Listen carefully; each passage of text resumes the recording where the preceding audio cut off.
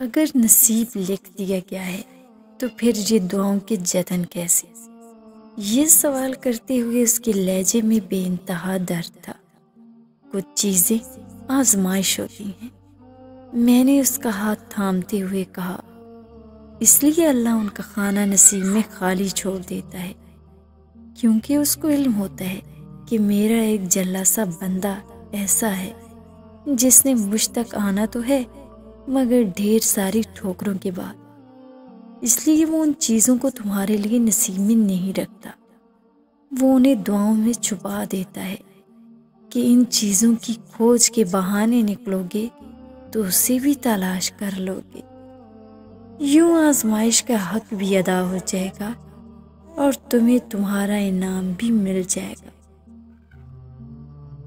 اگر سب کچھ فوراً ملنے لگے اور ہو بہو ویسا ہی ملنے لگے جیسا تم چاہتے ہو، تو تمہیں کیسے پتہ چلے گا کہ جو چیز اللہ سے مانگ کر اور اللہ کو منا کر ملے، اس چیز کا مزہ بن مانگے مل جانے جیسا نہیں ہوتا؟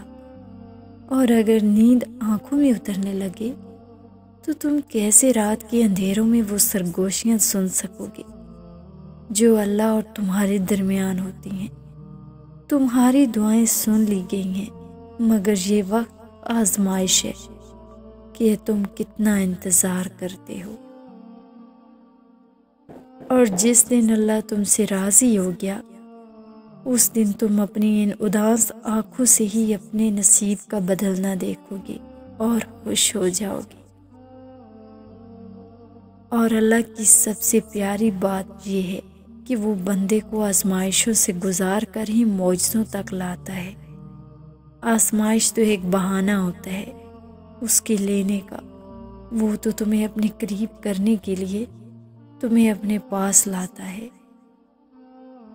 اگر اللہ تمہیں تمہاری کہانی لکھنے کا اختیار دیتا، تب بھی تم اتنی بہترین نہ لکھ سکتے جتنی اللہ نے تمہاری لکھی ہے۔